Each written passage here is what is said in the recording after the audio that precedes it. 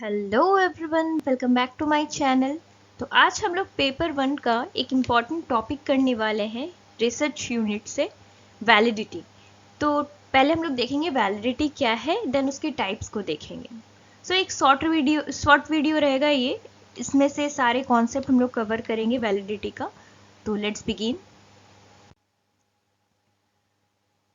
Validity क्या है?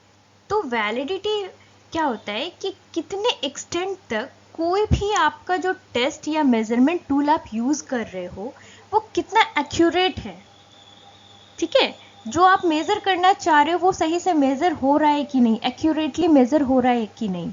मतलब जो टेस्ट या मेजरमेंट टूल आप यूज कर रहे हो वो एक्यूरेटली रिफ्लेक्ट कर रहा है कि नहीं, जो इंटेंट आपका मेजरमेंट जो इंटेंट है आपका मेजर करने का वो उसको एक्यूरेटली मेजर कर रहा है कि नहीं। ठीक है, तो ये हो गया आपका वैलिडिटी। एक रिलायबिलिटी आपका आएगा। तो दोनों में डिफरेंस ये है कि वैलिडिटी आपका बताता है कितना एक्यूरेटली आपका जो टूल ऑफ मेजरमेंट है वो काम कर रहा है या टेस्ट काम कर रहा है, बट रिलायबिलिटी क्या बताता है कि कितना कंसिस्टेंट आपका आ रहा है रिजल्ट। ठीक है, कंसिस्टेंसी को बताता है। तो जब हम लोग रिलायबिलिटी पढ़ेंगे तो और डिटेल में देखेंगे, फिलहाल वैलिडिटी पे फोकस करते हैं। अब टाइप्स ऑफ वैलिडिटी से आजकल बहुत सारे क्वेश्चंस आने लगे हैं। तो first one is content validity. नाम से पता चल रहा है कंटेंट है। तो कंटेंट मतलब यहाँ पे ये है कि जैसे मान लीजिए आप किसी चीज पे टेस्ट कर रहे हो, ठीक है, तो वो टेस्ट सारे एस्पेक्ट को कवर करना चाहिए, जो भी एस्पेक्ट्स हैं उसको कवर करना चाहिए। फॉर एग्जांपल आप किसी के एटीट्यूड को चेक कर रहे हो, ठीक है, तो एटीट्यूड चेक कर रहे हो तो वो उसका सारा एस्पेक्ट आपको चेक करना पड़ेगा। क्या क्या टेस्ट करना पड़ेगा? बिहेवियर कैसा है, उसकी फीलिंग्स क्या है, उनकी थिंकिंग क्या है, मतलब जितने भी एस्पेक्ट रिलेटेड टू एटीट्यूड है उसको आपको चेक करना पड़ेगा, तभी जाके आप बोल सकते हैं जितने भी रिलेवेंट एस्पेक्ट्स है वो कवर हुआ है, तभी ये कंटेंट वैलिडिटी जो है आपका वो गुड रहेगा या सही रहेगा। तो देख लीजिए क्या लिखा हुआ है। This type of validity ensures test covers all the relevant aspects of construct being measured. ठीक है, तो ये हमारा पहला वाला हो गया।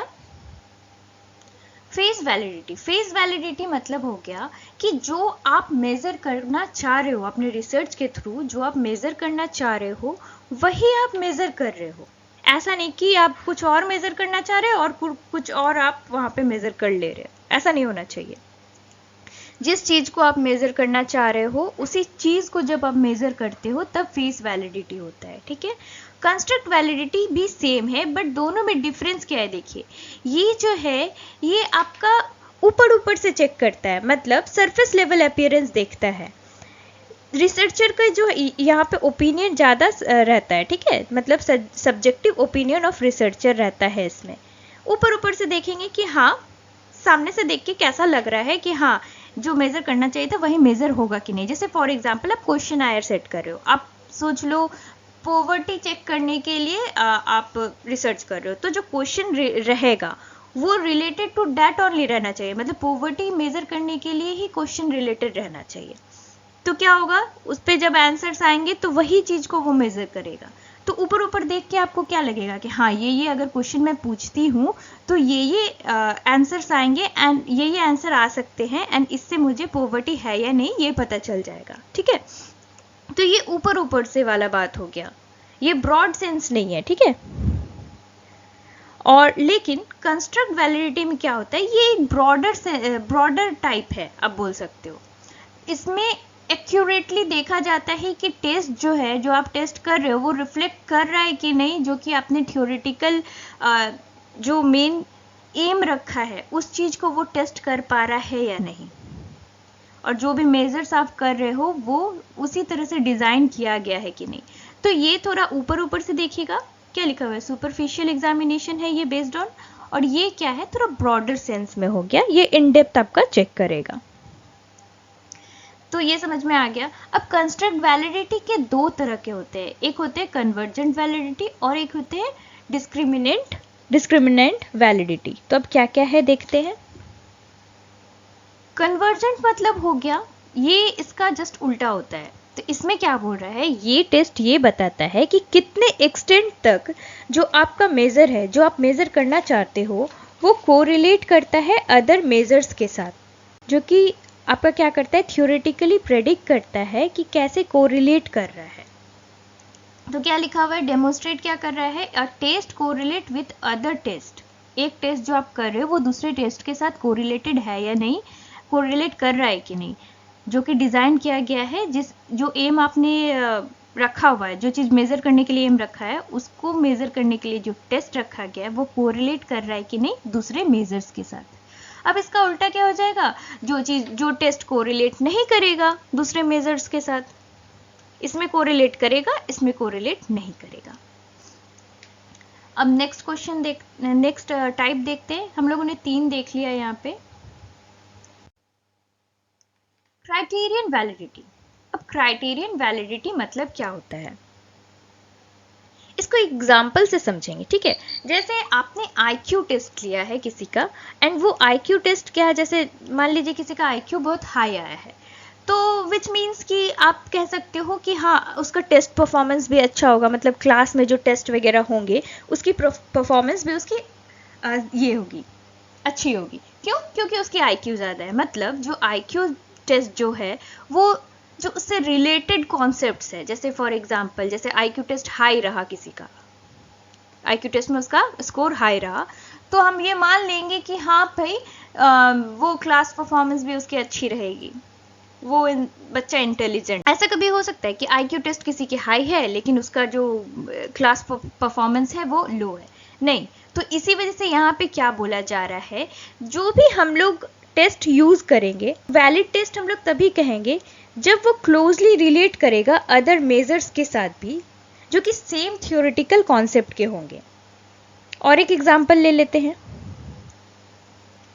हम लोगों ने एक टेस्ट किया कि ऑनेस्टी पे टेस्ट किया, कि एक क्लासरूम में हम लोगों ने टेस्ट किया कि कौन ऑनेस्ट है, कितने % बच्चे ऑनेस्ट है। तो एक लड़की का जो रिजल्ट स्कोर आया कि हाँ वो ऑनेस्ट है, तो हम ये मान लेंगे या फिर हम ये भी प्रूव हो जाएगा कि हाँ तो ये ऑनेस्टली अपना पढ़ाई करती है, ऑनेस्टली जो भी टीचर क्वेश्चन पूछते हैं उसका आंसर करती है। मतलब समझ लीजिए जो रिलेटेड जो एस्पेक्ट्स रहेंगे, रिलेटेड जो कॉन्सेप्ट्स रहेंगे, जैसे ऑनेस्टी यहाँ पे था, तो ऑनेस्टी से रिलेटेड क्या क्या होंगे, कि सिर्फ ऑनेस्टी वो स्कोर उन्होंने किया, इसका मतलब ये भी हो जाएगा कि उसकी परफॉर्मेंस जब वो करेगी तो ऑनेस्टली परफॉर्म करेगी, ऑनेस्टी वो अपने क्लासरूम में भी दिखाएगी, घर पे भी दिखाएगी, एंड सब जगह दिखाएगी, ठीक है।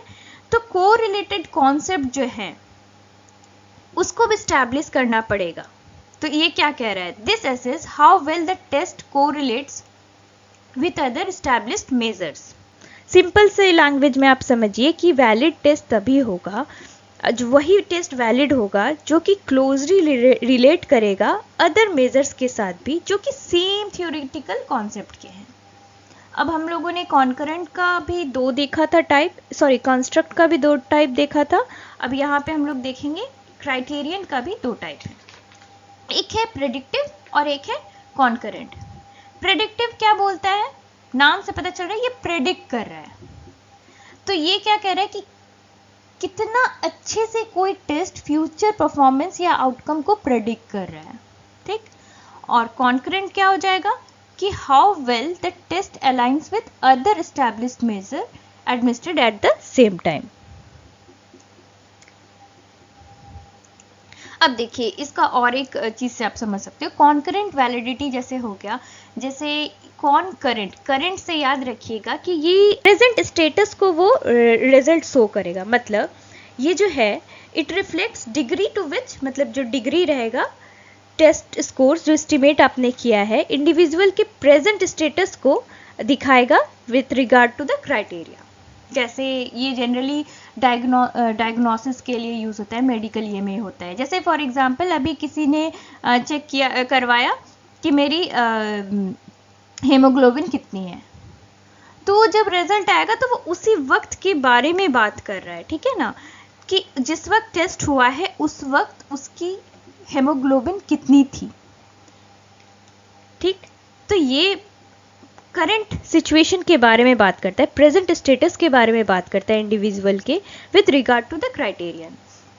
लेकिन प्रेडिक्टिव में क्या होता है, पहले आपका टेस्ट होता है एंड आफ्टर दैट आपका जो ये रहता है,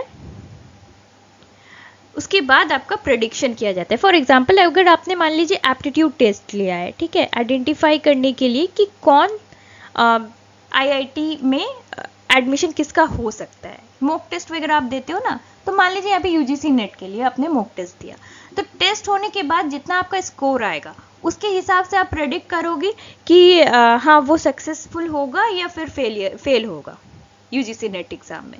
तो ये प्रेडिक्ट करने के लिए यूज होता है और ये टेस्ट पहले होता है, देन आफ्टर आप प्रेडिक्ट कर पाते हो। लेकिन इसमें क्या है, जिस वक्त टेस्ट हो रहा है उसी वक्त आपका कितना क्या है नहीं है स्कोर, वो बताता है, करंट पोजीशन को वो बताता है, ठीक है। तो ये कॉन्करेंट वैलिडिटी हो गया, ये प्रेडिक्टिव वैलिडिटी हो गया। क्राइटेरियन वैलिडिटी मतलब क्या हो गया कि जो टेस्ट हम लोग जो स्कोर हम लोगों ने ऑब्टेन किया है टेस्ट के जरिए, वो इस चीज को भी रिफ्लेक्ट करता हो या कोरिलेट करता हो उसके रिलेटेड कॉन्सेप्ट्स को भी। अब नेक्स्ट देखिए, ये दोनों एक साथ हम लोग देखेंगे, internal validity and external validity. Internal validity cause and effect relationship को बताता है इंडिपेंडेंट एंड डिपेंडेंट वेरिएबल के बीच में कितना एक्सटेंट तक जो है वो एस्टैब्लिश हो पा रहा है कैजुअल रिलेशनशिप एक इंडिपेंडेंट वेरिएबल और एक डिपेंडेंट वेरिएबल के बीच। और हम लोग को पता ही है कंफाउंडिंग फैक्टर्स को क्या मिनिमाइज किया जाता है उनके इन्फ्लुएंस को, ताकि इंडिपेंडेंट और डिपेंडेंट वेरिएबल को ही हम लोग कंसीडर कर पाए। एक्सटर्नल वैलिडिटी क्या बताता है, ये बताता है कि कोई भी जो आपने फाइंडिंग निकाला है वो कितना जनरलाइज किया जा सकता है। मान लीजिए कोई आपने निकाला ऐसा कि जैसे फॉर एग्जांपल किसने ऐसा निकाला कि प्राइस बढ़ने से डिमांड घट जाती है, तो ये इन्होंने रिसर्च किया होगा किसी एक पर्टिकुलर पॉपुलेशन पे।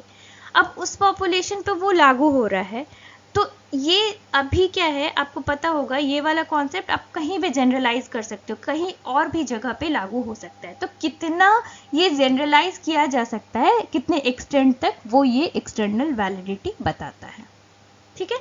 तो ये दोनों आपको समझ में आ जाना चाहिए, इंटरचेंज करके स्टेटमेंट बेस्ड क्वेश्चन ये लोग दे देते हैं, इसीलिए। टोटल 6 वैलिडिटी है हम लोगों ने पढ़ लिया है, जिसमें दो टाइप एक्स्ट्रा भी है, वो भी देख लीजिएगा। अब ये तो हो गया types of validity. Major questions इससे भी आते हैं आजकल। इंटरनल वैलिडिटी और एक्सटर्नल वैलिडिटी जो है उसके ट्रेड्स क्या क्या है, मतलब वैलिडिटी जो है कॉम्प्रोमाइज हो जाती है, एक्यूरेसी और रिलायबिलिटी जो है फाइंडिंग्स की वो कॉम्प्रोमाइज हो जाती है। कब होती है?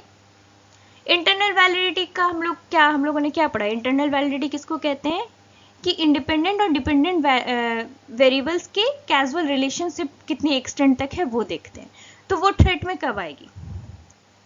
फर्स्ट वन इज हिस्ट्री, मतलब अनफोर्सिन कोई भी इवेंट आपका अगर हो जाता है जो कि स्टडी को इन्फ्लुएंस करेगा और उसके आउटकम को इन्फ्लुएंस करेगा, तो क्या हो जाएगा उसके वजह से। तो आपको याद रखना है कि ये जितने भी हैं ये आपके स्टडी को जनरली इन्फ्लुएंस करेंगे, जो आउटकम है उसको इन्फ्लुएंस करेंगे, क्योंकि हम लोग इसमें उसी की बात करते हैं कि इंडिपेंडेंट और डिपेंडेंट के कैजुअल रिलेशन के बारे में। अब मैच्योरेशन मतलब मान लीजिए कोई जो रिसर्च है वो बहुत दिनों तक चल रही है, तो कोई पार्टिसिपेंट उस वक्त चेंज हो जाता है ड्यू टू, आप बोल सकते हो कि मान लीजिए उस रिसर्च से उसने बैकआउट कर दिया, या फिर ये भी हो सकता है डेथ हो सकती है उनकी, तो मैच्योरेशन हो गया वो। अब टेस्टिंग मतलब हो गया the act of testing itself can affect subsequent scores, मतलब कौन सा आप प्रैक्टिस यूज कर रहे हो टेस्ट के लिए वो डिपेंड करता है। इंस्ट्रूमेंट आप कौन सा यूज करके कलेक्ट कर रहे हो, change in measurement of instrument, अगर कोई एक मेजरमेंट इंस्ट्रूमेंट यूज कर रहे थे आप फिर दूसरे चेंज कर लेते हो तो उससे भी चेंज हो सकती है। स्टैटिस्टिकल रिग्रेशन मतलब tendency of extreme scores to regress towards the mean, मतलब अगर एक्सट्रीम स्कोर्स आपने ले लिया है तब भी हो सकता है। सिलेक्शन बायसनेस तो आपको पता ही होगा, क्योंकि अगर मान लीजिए आपने सिलेक्शन के टाइम पे ही रैंडमली नहीं सिलेक्ट करके आपने बायसनेस शो किया है तब भी हो सकता है। एट्रिएशन मतलब loss of participant during study, ये भी लगभग सेम ही है, आपका मैच्योरेशन जैसा ही है। उसके बाद है सोशल इंट्रैक्शन। सोशल इंट्रैक्शन मतलब participant awareness of being in the study can influence their behaviour. अब मान लीजिए आप नेचुरल सेटिंग में रिसर्च कर रहे हो, अब किसी पर्सन को आप ऑब्जर्व कर रहे हो, अगर उसको पता चल गया कि आप ऑब्जर्व कर रहे हो तो क्या हो जाता है ना, उनके बिहेवियर में डिफरेंस आ जाता है, वो कॉन्शियसली बिहेव करने लग जाएंगे, तो एक्चुअल आपकी जो आउटकम होनी चाहिए थी वो नहीं रहेगी। उसके बाद हो गया कंफाउंडिंग वेरिएबल्स। कुछ वेरिएबल्स होते हैं जिनको हम लोग कंट्रोल करते हैं, तो अगर मान लीजिए वो इन्फ्लुएंस कर रहे हैं और उनको कंट्रोल करना आपने कंट्रोल नहीं किया, तो क्या हो जाएगा, रिजल्ट को वो इन्फ्लुएंस करेंगे। एक्सपेरिमेंटर बायस मतलब रिसर्चर जो है, रिसर्चर की जो कुछ एक्सपेक्टेशन या बिहेवियर रहेगी वो भी आउटकम को आपका इन्फ्लुएंस कर सकती है। डिफ्यूजन ऑफ ट्रीटमेंट, पार्टिसिपेंट जो है शेयर करते हैं